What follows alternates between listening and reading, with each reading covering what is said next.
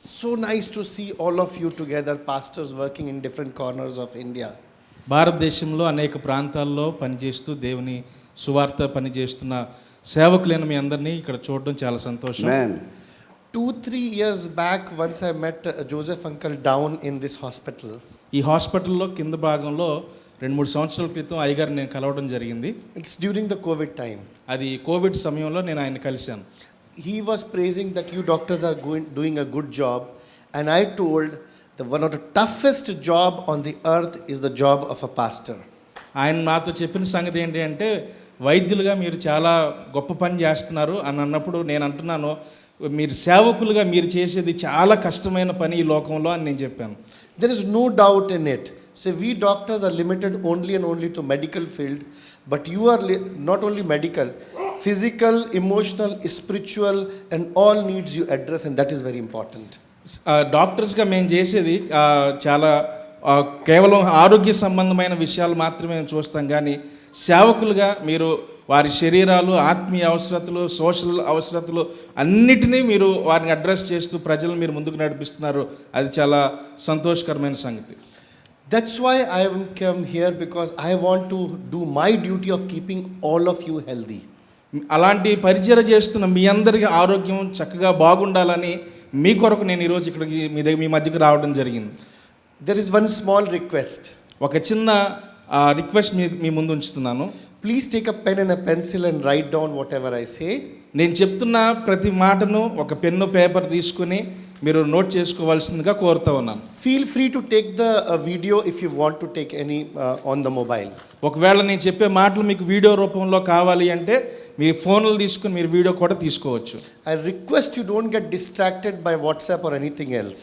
మీరు ఈ వీడియో తీసుకోండి, కానీ ఫోన్లో వాట్సాప్ వల్ల కానీ ఇంకా ఇతర విషయాల వల్ల మీరు డిస్టర్బ్ అవ్వకుండా నా మాటలు జాగ్రత్తగా వినాలని కోరుతున్నాను. I will talk two things simultaneously.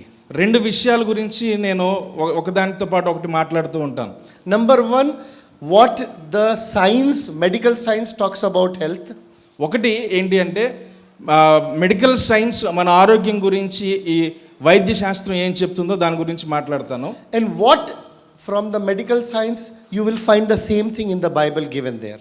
వైద్య శాస్త్రంలో ఏదైతే చెప్పబడి ఉందో అది బైబిల్ గ్రంథంలో దాన్ని ఎలాగ అన్వయించుకుని అందులో కూడా ఏం చెప్పబడిందో దాని గురించి మాట్లాడతాను.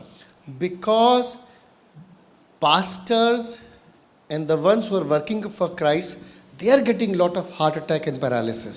ఎందుకొరకు అంటే దేవుని కొరకు పనిచేస్తున్న, దేవుని తోటలో పనిచేస్తున్న సేవకులు అనేక మంది హార్ట్ అటాక్స్ వల్ల చనిపోవడం జరుగుతుంది.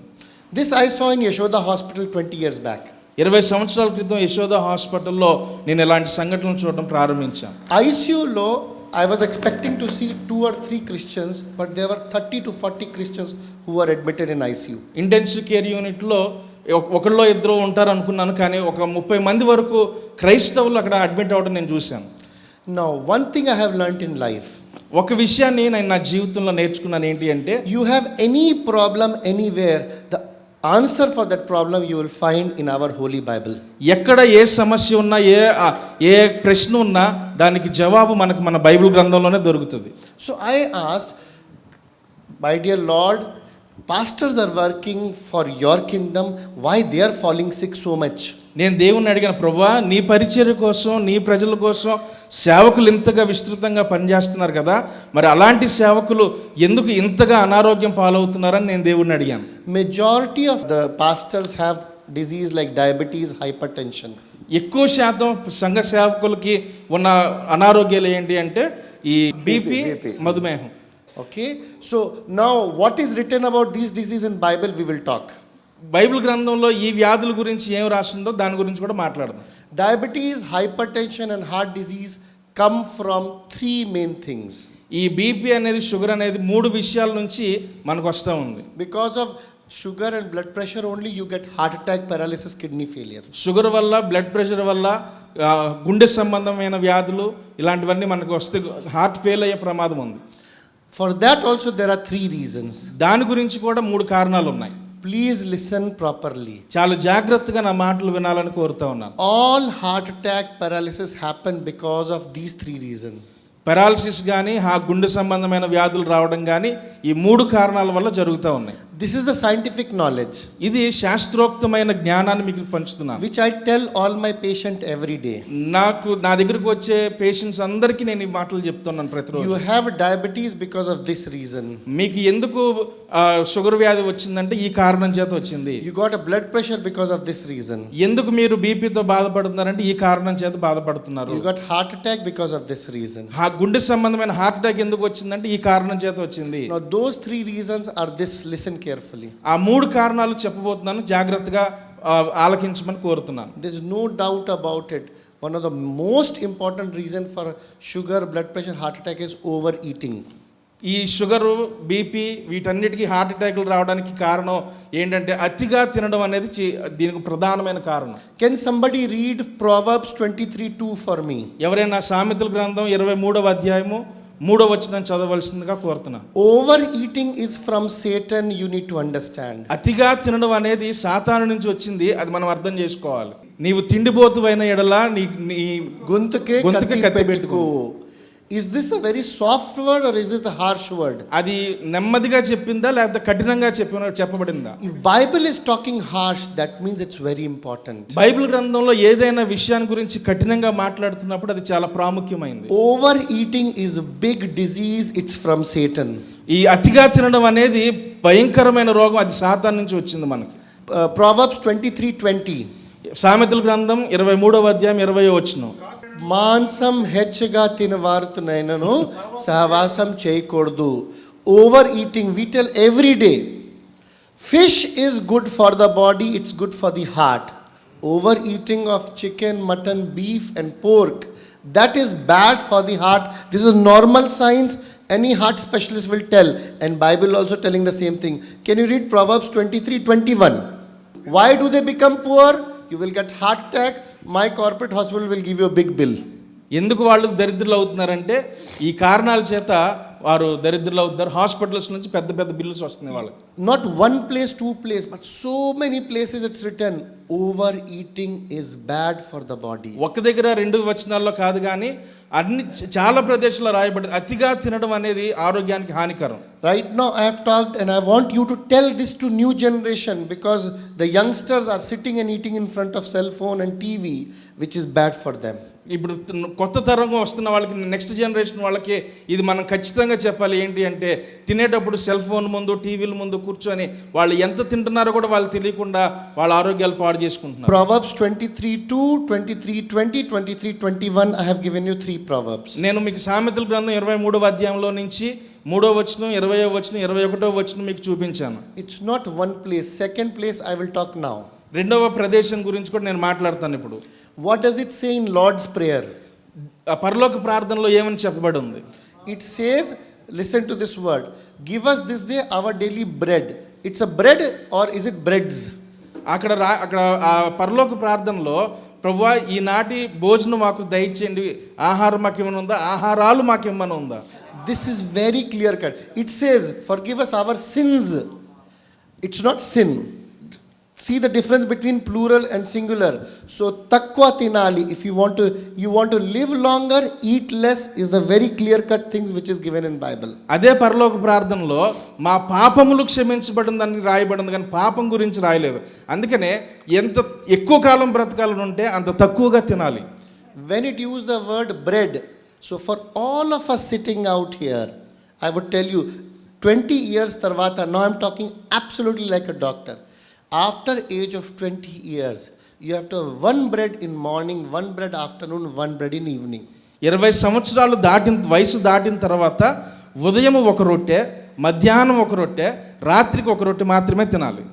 To compare with rice, one bread is equal to 1 cup of rice. ఇది మనం తినే రైస్తో కనుక మనం పోల్చినప్పుడు, బియ్యంతో పోల్చినప్పుడు ఒక రొట్టె ఒక కప్పు రైస్కి సమానంగా ఉంది. Now, this time you take second cup and third cup, you are inviting disease. మనం రెండోసారి వేయించుకొని, మూడోసారి వేయించుకొని, పెరుగు లేకుండా మనం ముద్ద ముగించకుండా మనం తిన్నప్పుడు మనంతట మనమే ఈ రోగాలు ఆహ్వానిస్తున్నాం మన శరీరంలోకి. If you see what did Christ ate, మనం బైబిల్ గ్రంథంలో చూసినప్పుడు యేసుక్రీస్తు ప్రభువారు ఏం తిన్నారు? He ate fish 2 times before resurrection, 1 time after resurrection. ఆయన పునరుద్ధానుడై వెళ్ళక ముందు 2 చేపలు తిన్నాడు, పునరుద్ధానుడు అయిన తర్వాత 2 చేపలు తిన్నాడు. So 2 times before, 1 time after. In Bible also, if you see, Christ was very much sure that you should eat fish. ఆయన 2 సార్లు ముందు, ఒకసారి తర్వాత బైబిల్ గ్రంథంలో కూడా చేపలను తినమని చాలా స్పష్టంగా చెప్తుంది. Fish is good for your bones, it's good for the heart. ఈ చేపలు మీ యొక్క ఎముకలకు, మీ హృదయానికి చాలా మంచిది. This is, I am telling you as a doctor. నేను ఒక వైద్యునిగా, నేను ఒక సరైన వైద్యునిగా మీకు సలహా ఇస్తున్నాను. The only fish which you should avoid is a prawns on royal, which is bad for your heart. మీరు తినకూడనిది ఏంటి అంటే రొయ్యలు తినకూడదు, అది మీ గుండెకు ప్రమాదకరం. So be careful what you eat, because your body depends and your health depends on that. మనం ఏం తింటున్నామో అది జాగ్రత్తగా మనం పరిశీలన చేయాలి. ఎందుకనంటే మన ఆరోగ్యం మనం తినే దాని మీద ఆధారపడి ఉంది. If there is any question related to that, I will take it. Please write that question, I will answer you. మీకేమైనా దానికి సంబంధించిన ప్రశ్నలు ఉంటే రాసి పెట్టుకోండి, నన్ను అడిగినప్పుడు నేను మీకు దానికి జవాబులు ఇస్తాను. I only have one desire in my heart. నా హృదయంలో నాకు ఒక ఆశ ఉంది. నాకు Anybody who is following Christ by the grace of God should never get admitted, should never fall sick. దేవుని కృప ద్వారా, దేవుని సన్నిధిలో ఉన్న ఏ ఒక్కరూ కూడా హాస్పిటల్లోకి వెళ్ళి జాయిన్ అవ్వకూడదు, అడ్మిట్ అవ్వకూడదు, వాళ్ళు అనారోగ్య పాలవ్వకూడదు. This is what I want you to preach in your church. Preach from the Bible. మీ సంఘాల్లో మీరు వాక్య బోధించినప్పుడు ఈ విషయాన్ని బైబిల్ గ్రంథంలో నుంచి మీరు బోధించాలని కోరుతున్నాను. Overeating is killer, and that is what you need to be careful. అతిగా తినడం అనేది మన జీవితాలను పాడు చేస్తుంది, మనం మరణానికి దారి తీస్తుంది. కనుక మనం జాగ్రత్తగా ఉండాలి. I have seen in my whole family also. నా యొక్క కుటుంబంలో, నా సొంత కుటుంబంలోనే కూడా నేను చూసాను ఈ విషయాలు. You all are very, very blessed and achieved pastors. మీరందరూ చాలా ఆశీర్వదించబడిన గనులైన సేవకులై ఉన్నారు. So out of love, people give you more and more to eat. దేవుని మీద ఉన్న ప్రేమ, మీ మీద ఉన్న ప్రేమతో మీకు ఎక్కువ పెడతారు తినమని. But that is where the Satan uses love also to destroy you. సాతానుడు కూడా ఆ ప్రేమను వాడుకొని మన ఆరోగ్యాన్ని పాడు చేసి మనల్ని పరిచర్యకి దూరం చేస్తూ ఉన్నాడు. So to be a good pastor, you need to be healthy, happy and smiling. ఒక మంచి సేవకునిగా ఉండాలి అంటే మనం మంచి ఆరోగ్యం కలిగిన వాళ్ళమై ఉండాలి. After overeating, what kills you and me is a laziness. ఈ అతిగా తినడం తర్వాత ఇంకొక ప్రమాదకరమైన విషయం ఏంటి అంటే బద్ధకం గురించి. Somarithanam is what is written in Proverbs 15:19 and Proverbs 19:15. సామెతల గ్రంథం 15వ అధ్యాయం 19వ వచనంలో కూడా ఈ మాట సోమరితనాన్ని గురించి రాయబడి ఉంది. It's very important that you are exercising and working and walking every day. ప్రతిరోజు నడవటం, ఎక్సర్సైజ్ చేయడం అనేది చాలా ప్రాముఖ్యమైన విషయం. 100 years of life means 100 minutes walking per day. 100 సంవత్సరాలు బ్రతకాలి అంటే ప్రతిరోజు 100 నిమిషాలు నడవాలి. Try avoiding lift as much as you can. ఈ లిఫ్ట్, ఎక్స్కలేటర్ అనేవి మీరు ఎంత వీలైతే అంత తగ్గించి మెట్లు ఎక్కడం అలవాటు చేసుకోండి. So exercising daily is very much needed. Any doctor will tell you, we see lot of reels every day and every day discussion is that only. Daily exercise is must. ప్రతి డాక్టర్ గారు చెప్తారు, మన ఫోన్లో చూసి రీల్స్లో కూడా ప్రతిరోజు వింటూనే ఉంటాం, ఎంత ఎక్సర్సైజ్ చేస్తే అంత మంచిది. Third most important thing is proper sleep. మూడవ అతి ప్రాముఖ్యమైన విషయం ఏంటి అంటే సరిపడినంత నిద్ర. And that is what is Christ has shown in Mark 1:35. అదే క్రీస్తు ప్రభు వారు మార్కు సువార్త 1వ అధ్యాయం 35వ వచనంలో కూడా ఆ మాట రాయబడి ఉంది. There is very old nursery rhyme we used to sing. Early to bed, early to rise, make a man healthy, wealthy and wise. చిన్నప్పుడు నర్సరీ స్కూల్లో చదువుకున్న ఒక రైమ్ ఉంది. తొందరగా పడుకొని తొందరగా లేచిన వ్యక్తి ఆరోగ్యవంతుడయ్యి చాలా ఆశీర్వాద సంబంధమైన వ్యక్తిగా ఉంటాడు. And Christ has shown that. Please read Mark 1:35. So if Christ got up before sunrise, you and me, our children have to get up before sunrise. యేసుక్రీస్తు ప్రభువారే ఆయన సూర్యోదయానికి ముందే లేచి ప్రార్థన చేస్తే మనము మన పిల్లలు కూడా సూర్యోదయానికి ముందే లేచి ప్రార్థన చేయవలసిన వాళ్ళమే ఉన్నాం. Is there any doubt about it? దానిలో మీకు ఏమైనా అనుమానం ఏమైనా ఉందా? If right now because of IT jobs and any excuse we are awake late night and then sleeping in the daytime, that is what the Satan is doing it, which is bad for your body. ఇప్పుడు మనకున్న కారణాలు ఏవైనా కావచ్చు, IT job వల్ల కానివ్వండి, night షిఫ్ట్ల వల్ల కానివ్వండి, రాత్రంతా మేలుకొని ఉదయంతా పడుకొని సాతాను దీన్ని వాడుకొని మన ఆరోగ్యాలు పాడు చేస్తూ ఉన్నాడు. 24 hours have to divide it properly. 24 గంటలు, రోజుకున్న 24 గంటల్ని సరిపడినంతగా మనం విభజించుకోవాలి. 8 hours of sleep, 8 గంటలైన నిద్ర, 8 hours of work, 8 గంటలు పని, 8 hours for the friends and family. 8 గంటలు కుటుంబానికి స్నేహితులకి కేటాయించాలి. I have heard few pastors telling me, sir, I don't have any time to take care of my health because I am too much dedicated to the Christ work, and that is wrong. కొంతమంది సేవకులు నాతో చెప్తూ ఇలాగ అంటూ ఉంటారు, అయ్యా నా ఆరోగ్యం గురించి కానీ నా కుటుంబం గురించి కానీ పట్టించుకోవడానికి నాకు అసలు సమయమే లేదండి, అవిశ్రాంతిగా నేను పరిచర్లో ముందుకు సాగుతూ ఉన్నాను అంటున్నారు. అది చాలా తప్పది. Isn't it Christ also left the crowd and he went in the wilderness alone to have his quiet time with the God? యేసుక్రీస్తు ప్రభువారు కూడా ప్రజలందరినీ పంపించేసి ఆయన ఏకాంతముగా వెళ్ళి తండ్రితో సమయాన్ని గడిపిన సందర్భం మనం బైబిల్ గ్రంథంలో చూస్తున్నాం. Don't take your sleep, good sleep lightly. Don't compromise there. Work properly. 6 to 9 hours of sleep is which is good sleep. You all need to have it. పడుకోవలసిన ఆ మంచి సమయాన్ని పాడు చేసుకొని మన ఆరోగ్యం పాడైపోయేటట్టుగా చేసుకోకుండా 6 నుంచి 9 గంటల మధ్యలో నిద్ర, అలాగే మంచి పని మనం చేసుకుంటే మంచి ఆరోగ్యం మనకు ఉంటుంది. Now last and the most important thing is stress. Stress is the main reason for diabetes, hypertension, heart attack and paralysis. చిట్ట చివరిగా ఒక ప్రధానమైన కారణం ఏంటి అంటే ఒత్తిడి వల్ల ఈ గుండె జబ్బులు, ఈ పెరాలసిస్ అనేవి ప్రమాదకరమైన రోగాలు మనకు వస్తూ ఉన్నాయి. If you are a child of Christ, you cannot be stressful. మీరు దేవుని పిల్లలైతే అసలు మీకు ఒత్తిడి అనేదే ఉండకూడదు. Only Satan gives stress. Otherwise there is no stress. Bible says that. మనకు ఒత్తిడి ఎక్కడి నుంచి వస్తుందంటే సాతాన్ దగ్గర నుంచి వస్తుంది, లేకపోతే బైబిల్ గ్రంథం చెప్తుంది మనకు అసలు ఒత్తిడే ఉండకూడదు. Few parents says ma babu ke has a fever of 105, so I am having stress, right? మా పిల్లలకి 105 జ్వరం వచ్చిందండి, దానివల్ల నేను చాలా ఒత్తిడిలో ఉన్నానని తల్లిదండ్రులు చెప్తూ ఉంటారు. Wrong, because answer is Romans 8:28. అది తప్పు, ఎందుకంటే ఆ సమాధానం రోమిలకు రాసిన పత్రిక 8వ అధ్యాయం 28వ వచనంలో రాయబడి ఉంది. Everything happens for the good for the ones who trust the Lord. ఎవరైతే ఆయన యందు విశ్వాసం ఉంచుతారో వారికి సమస్తము దేవుడు అనుకూలపరిచినట్లుగా దేవుడు జరిగిస్తూ ఉంటాడు. You know Bible more than me. నాకన్నా ఎక్కువ బైబిల్ గ్రంథం మీకు తెలుసు. Your stress will come if you are not following Romans 13:1. మీరు రోమిలకు రాసిన పత్రిక 13వ అధ్యాయం 1వ వచనం కనుక మీరు అనుసరించకపోతే మీ జీవితంలో ఒత్తిడి అనేది ఎక్కువ అవుతూ ఉంటుంది. Stress comes when we do not listen to our authorities. It's our duty to submit to authorities, and that is what is written in Romans 13:1. మన పైన ఉన్న అధికారులకు మనం లోబడకపోతే, వారి మాట వినకపోతే మనకి ఒత్తిడి కలుగుతుంది. అదే రోమిలకు రాసిన పత్రిక 13 మొదటి వచనంలో మనకు కనబడుతుంది. This is not Dr. Ashish saying, this is our holy Bible is reading. Submission is the most important character of the child of a Christ. ఇది డాక్టర్లు చెప్పేది కాదు, మన బైబిల్ గ్రంథం చెప్తున్న మాట. మనం లోబడి ఉండటం అనేది మనకి క్రీస్తు యొక్క స్వరూప్యత, లేకపోతే దేవుని వాక్యాన్ని మనం అనుసరించి వాళ్ళమై ఉన్నాం. Then final stress is financial stress. చివరి ఒత్తిడి ఏంటి అంటే ఆర్థిక పరమైన ఒత్తిడి. That also comes from Satan. అది కూడా సాతాను నుంచే వస్తుంది. Because 1 Timothy 6:6 says, please read it. మొదటి తిమోతి పత్రిక 6వ అధ్యాయం 6వ వచనం ఒకసారి చదువుదాం. Godliness with contentment is a great gain. Isn't it? What a delight to hear that. Godliness with contentment is a great gain. When God wants, He will give you millions. Whatever you have, it is enough as what His plans are. దేవుడు మనల్ని ఆశీర్వదించాలనుకున్నప్పుడు మనకి కోట్లు ఎన్ని కోట్లైనా ఇస్తాడు ఆయన. కానీ ఏదైతే ఇప్పుడు మనకు దేవుడు ఇచ్చాడో దాంతో మనం సంతృప్తి కలిగి బ్రతకాలనేది దేవుని యొక్క చిత్తం. Stress comes from Satan, and your response proves whether you are a child of a Christ or you are a child of a Satan. ఒత్తిడి అనేది సాతాను నుంచి వస్తుంది.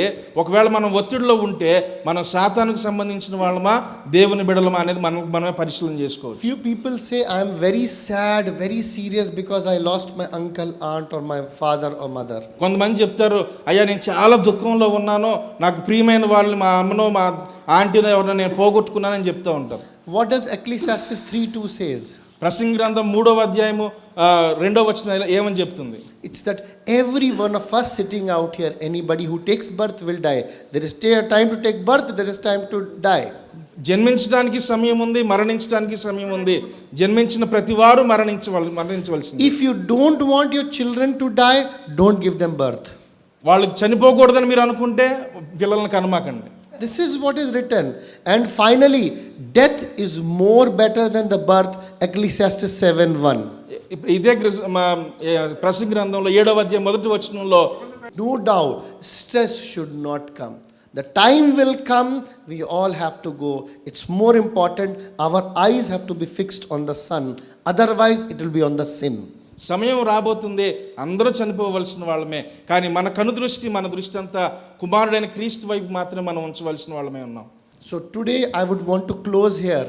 ఇక్కడతో నేను ముగించాలనుకుంటున్నాను. Out of 4 things which I have told you, do not submit to overeating. నేను మీకు చెప్పిన 4 విషయాల్లో మొదటిది అతిగా తినడానికి గురించి మిమ్మల్ని మీరు లోబరుచుకోమాకండి. Laziness is bad for your health. సోమరితనం మీ ఆరోగ్యానికి ప్రమాదకరం. Sleeplessness is bad for your health. నిద్ర లేకపోవడం కూడా మీ ఆరోగ్యానికి ప్రమాదకరం. Stress will prove that you are a child of Satan. Without any stress, be thankful to Christ. ఒత్తిడిలో ఉన్నప్పుడు దాని అర్థం ఏంటంటే మనము సాతానికి కుమారులమే ఉన్నాం కానీ మనం దేవుని పిల్లలం కాదు అని చెప్తుంది గనక ఒత్తిడి లేకుండా మనం బ్రతుకుదాం.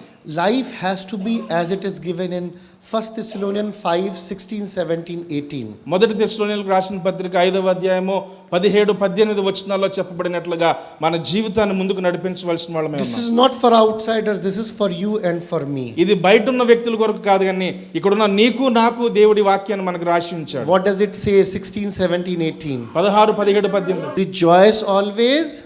ఎల్లప్పుడూ సంతోషంగా ఉండండి. Pray ceaselessly. ఎడతెగక ప్రార్థన చేయండి. Give thanks to the Lord in everything. ప్రతి విషయంలో దేవునికి కృతజ్ఞతాస్తుతులు చెల్లించండి. That is what you need to understand. Being a pastor, being a child of Christ, working for His kingdom, you should not have laziness, overeating, stress in your life and sleeplessness. దేవుని కొరకు సజీవమైన దేవుని కొరకు పనిచేసే సేవకులుగా మన జీవితంలో అతిగా తినడం కానీ, సోమరిపోతనం కానీ, లేకపోతే తక్కువ నిద్ర కానీ, ఒత్తిడి కానీ మన జీవితంలో ఉండడానికి వీల్లేదు.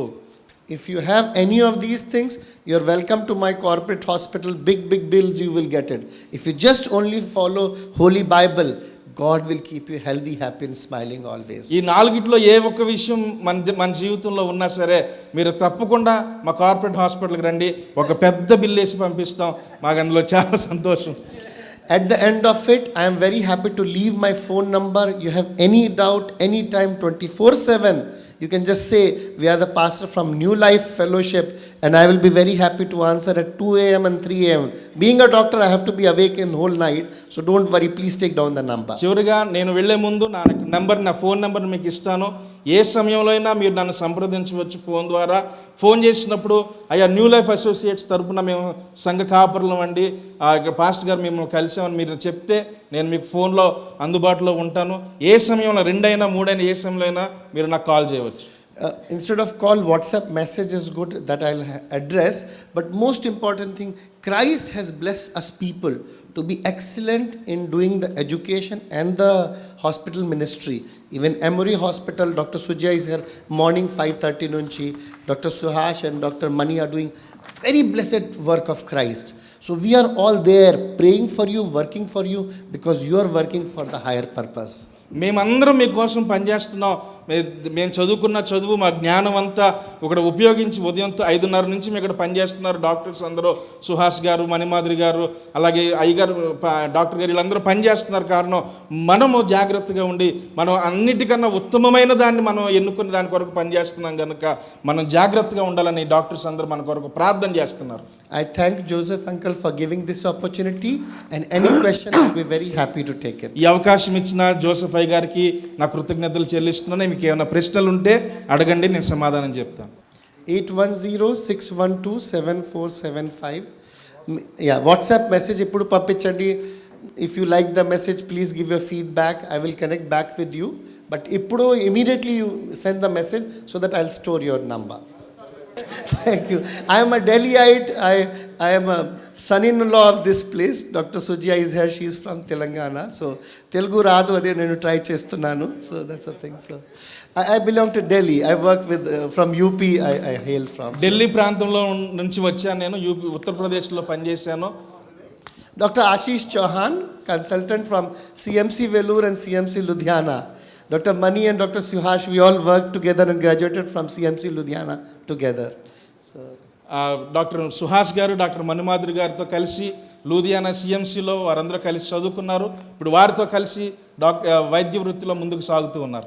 I feel very delighted. I told uncle ki, the family which prays together stays together. ఏ కుటుంబం అయితే కలిసి ప్రార్థన చేస్తుందో ఆ కుటుంబం కలిసి ఉంటుంది. So that's why I was very happy to see such a prayerful pastors meeting. So I requested uncle ki I would want to come and talk to you what the science says, because all of you should have 100 meetings here. You should never reach hospital is what is my desire. అందుకనే సేవకులైన మీ అందరూ ఇక్కడ కలుసుకున్నారని తెలిసినప్పుడు నేను అయ్యగారిని అడిగాను, నేను ఇక్కడికి వచ్చి మాట్లాడతాను వైద్య శాస్త్రం గురించి అని చెప్పినప్పుడు అయ్యగారు ఒప్పుకున్నారు. మీ అందరినీ చూడడం చాలా సంతోషం, నాకు చాలా ఆనందంగా ఉంది. Thanks a lot. Take care. God bless. Namaskar.